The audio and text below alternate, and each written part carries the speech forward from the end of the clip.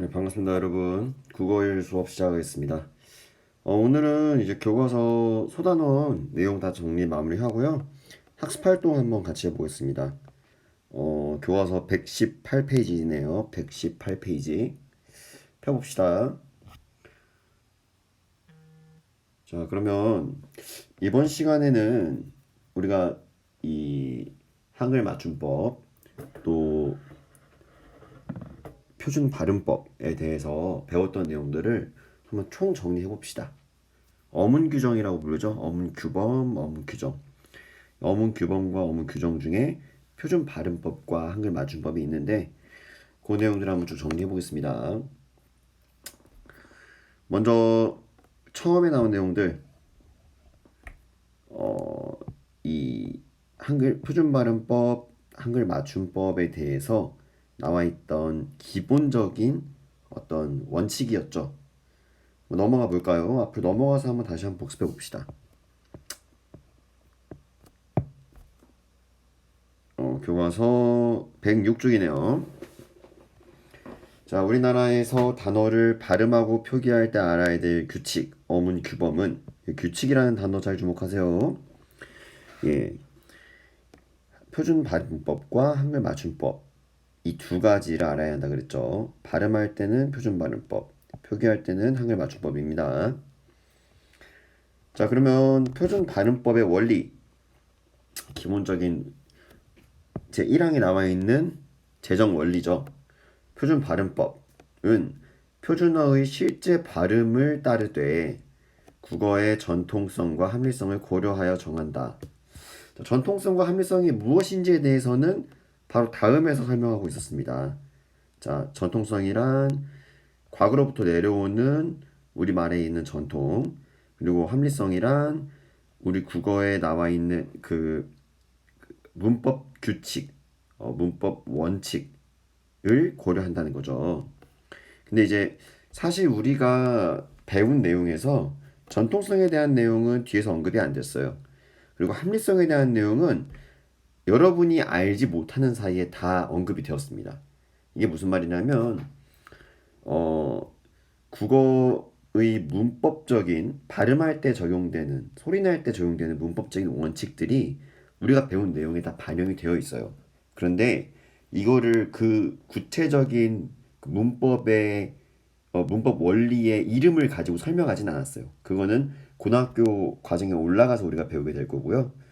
이번 중학교 수준에서는 이 어문 규정에 적용되어 있는 문법 원리를 알기보다 자연스럽게 우리가 표준 발음으로 발음을 해보면서 어떤 식으로 발음을 하는 게 우리 어문 규정과 일치하게 발음하는 건지 정도만 알고 넘어가는 겁니다. 그래서 여기 나와 있는 전통성과 합리성에 대해서 충분히 알지 못해서 좀 답답하게 느낄 수도 있는데요. 이거는 추후에 아마 배우게 될 겁니다. 자, 다시 올라와서 표준어의 실제 발음대로 발음을 한다. 그리고 우리가 이번 단원에서 중학교 수준에서 배웠던 내용은 실제로 발음을 해보면서 어문 규정과 한번 비교해 보면서 내가 사용하는 발음이 표준 발음이 맞는지 아닌지 확인하는 정도에서 아마 끝났을 겁니다. 그리고 그 정도로 공부했으면 굉장히 잘 한 거예요. 자, 그러면 여기 한번 교양 삼아서 우리 그 유튜브 영상도 예전에 선생님이 링크를 좀 걸어놨었는데 표준 발음법은 표준어의 발음이라 그랬고 이 표준어는 어떻게 제정되었냐? 교양 있는 사람들이 두루 사용하는 현대 서울말이다. 이게 바로 우리 표준어가 제정되는 세 가지 기준이라고 했죠. 교양 있는 사람들, 사회적 계층, 현대, 시대적 기준, 그리고 서울말, 지역적 기준. 이게 지금 사회적 기준, 시대적 기준, 지역적 기준 세 개의 기준으로 표준어가 제정되었다. 이건 상식으로 알아둡시다. 그리고 방금까지 표준어를 어떻게 발음해야 되는지에 대한 표준 발음법에 대한 내용이었다면 지금부터는 표준어를 어떻게 표기해야 되는지에 대한 한글 맞춤법이죠. 그 표기해야 되는지에 대한 규범인 한글 맞춤법이죠. 말을 하고 싶은 말이 많은데 빨리 하려다 보니까 막 건너뛰는 부분이 나오네요. 자, 한글 맞춤법 제1항 한글 맞춤법은 표준어를 소리대로 적되 어법에 맞게 적는다. 이 두 가지가 있었어요. 소리대로 적는다, 어법에 맞게 적는다. 이 어법에 맞게 적는다. 여기서는 꽃, 꽃이 꽃나무, 꽃과처럼 사실 이것도 모두 두 개의 단어가 결합되는 상황에서의 표준 발음에 대해 배웠는데요. 하나의 단어 내부에서도 이거를 소리 나는 대로 적을 때도 있고 나무 이런 식으로요. 소리 나는 대로 적는 경우가 있고 그게 아니라면 형태의 원칙을 밝혀 적는 경우가 있었어요. 우리가 나무를 나무라고 적지 남우 이런 식으로 적지는 않잖아요. 왜냐면 이거 자체가 한 덩어리니까. 그런데 우리 배웠던 내용 중에 어간과 어미가 결합할 때는 형태를 밝혀서 적는다. 어간의 형태를 밝혀서 적는다. 그 원형을 밝혀서 적는다. 라는 내용을 배운 적이 있죠. 예를 들어서 먹다 라는 용언에서 먹이라는 어간에 어서라는 어미가 결합되면 우리는 먹어서라고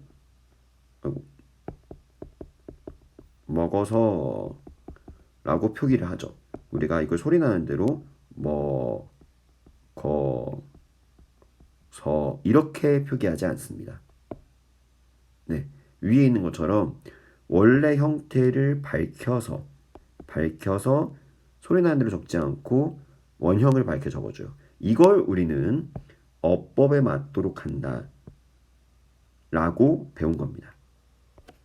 우리 배운 내용과도 연결되죠. 여기 있는 내용들은 어간과 어미가 결합하는 경우가 아닌 예문들인데요. 우리가 공부한 내용을 가지고도 이 내용이 있음을 확인할 수 있었어요.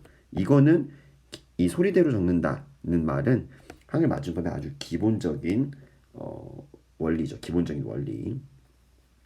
대부분 소리내로 적는데 특정한 경우에 어법에 맞도록 즉 원형을 밝혀서 본래 형태를 밝혀서 적어준다는 원칙이 적용된 겁니다. 자, 그러면 이제 다시 돌아가 봅시다.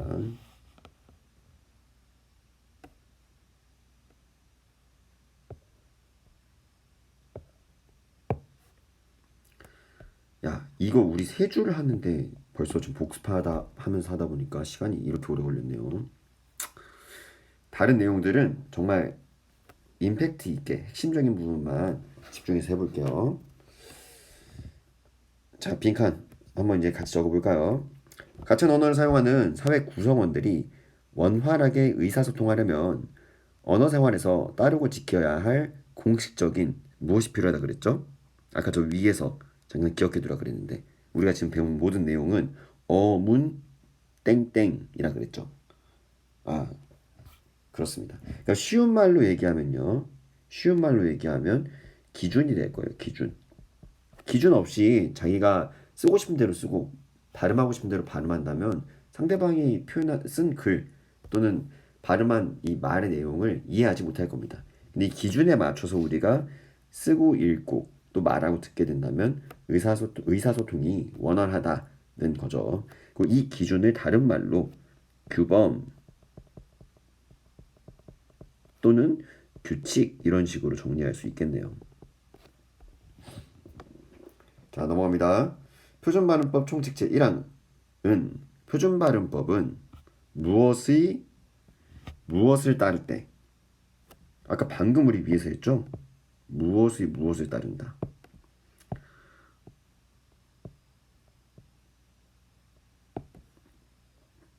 날려먹었네. 니 살아있었구나. 그냥 너 그렇게 봐줘요. 자, 표준발음법 총칙 제1항 표준발음법은 일단 기본적으로 무엇을 발음하는 걸 그랬죠? 표준어를 발음하는 걸 그랬습니다. 표준어. 자, 표준어의 무엇을 따르되 실제 발음을 따르는 거죠. 실제로 소리 나는 대로, 그러니까 사용하는 대로 우리가 발음하면 됩니다. 하지만 저동성 함성을 고려한다. 한글 맞춤법은 총칙제 1항에서 표준어를 무엇대로 적는다 그랬죠? 소리대로 적되. 네, 소리 나는 대로 소리대로 적되 무엇에 맞도록 한다? 어법에 맞도록 한다. 이것은 본래 형태를 밝혀 적어준다. 이렇게 이해하시면 되겠습니다. 자, 그럼 이제 활동 2번인데요. 2번은 각자 한번 먼저 풀어보기 바랍니다.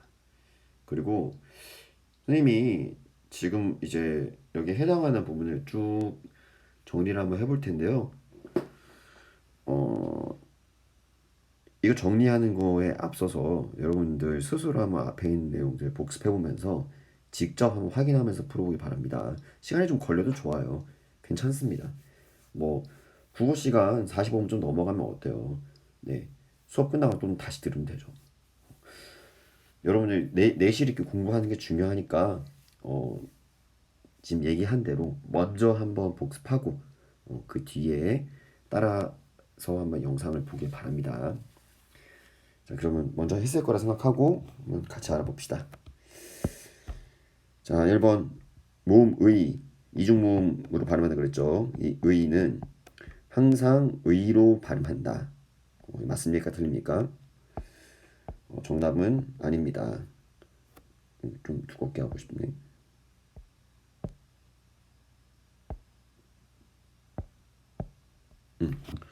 항상 의로 발음하는 건 아니죠. 이로 발음할 때도 있었고 에로 발음할 때도 있었습니다. 그거 한번 정리해 볼까요? 교과서를 보면서 정리하자.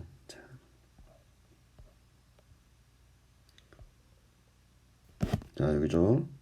네, 이 모음 의, 이중모음 의의 발음 한번 알아볼게요. 먼저 기본적으로 의는요 이중모음으로 발음하는 게 원칙은 맞아요.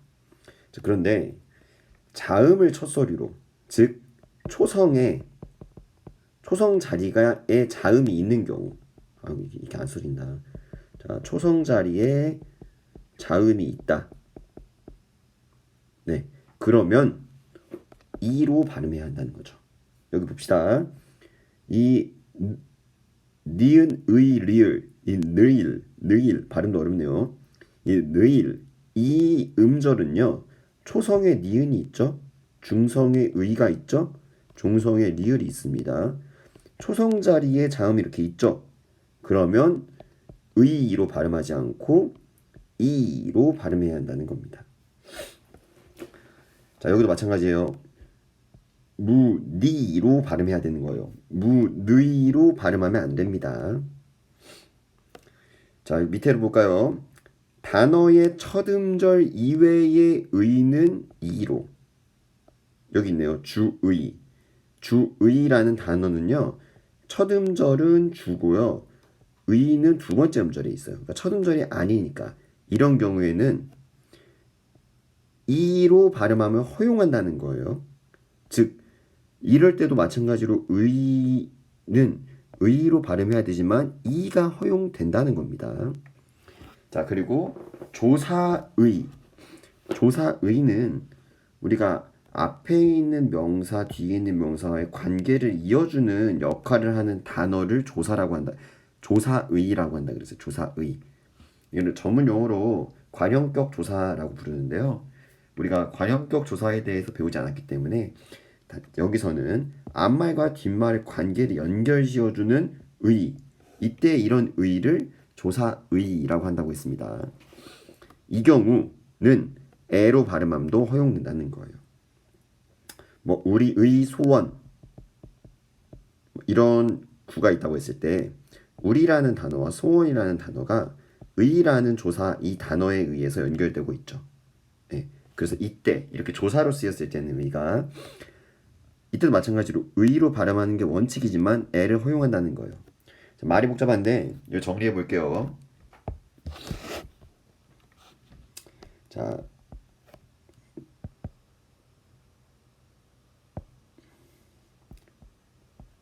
모음의 단어의 첫머리다. 단어의 첫머리, 단어 처음. 그럼 뭐라고 발음해야 되죠? 의로만 발음해야 됩니다. 이중모음으로 발음해야 돼요. 근데 단어의 첫머리가 아니에요.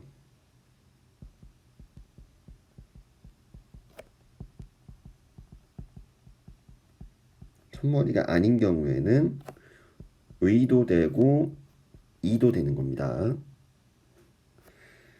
자, 근데 단어의 첫머리든 아니든 이때는 이런 모양으로 쓰였을 때고요. 그게 아니라 지금 이 위치 초성의 위치에 자음이 있다. 즉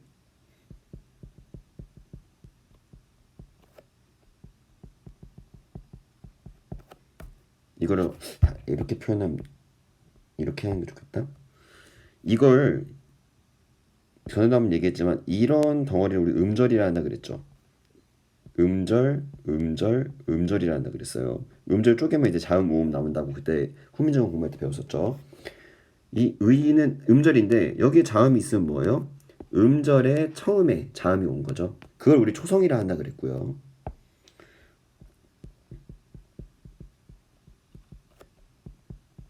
은절의 첫 머리 자음이 온다. 이거를 다른 말로 하면은 초성이죠. 초성. 자, 초성이 있다. 이런 경우에는 어떻게 발음해야 한다고요? 이로만 발음해야 한다고요. 예.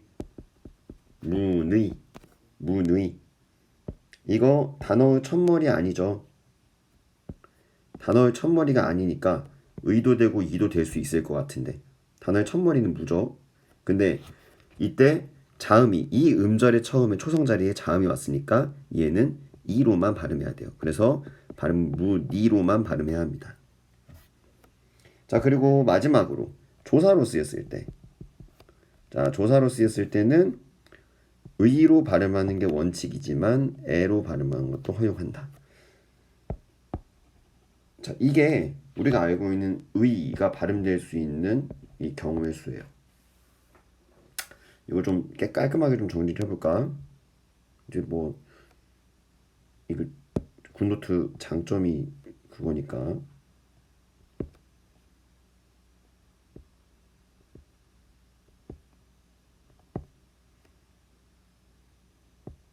이렇게 옮겨볼까요?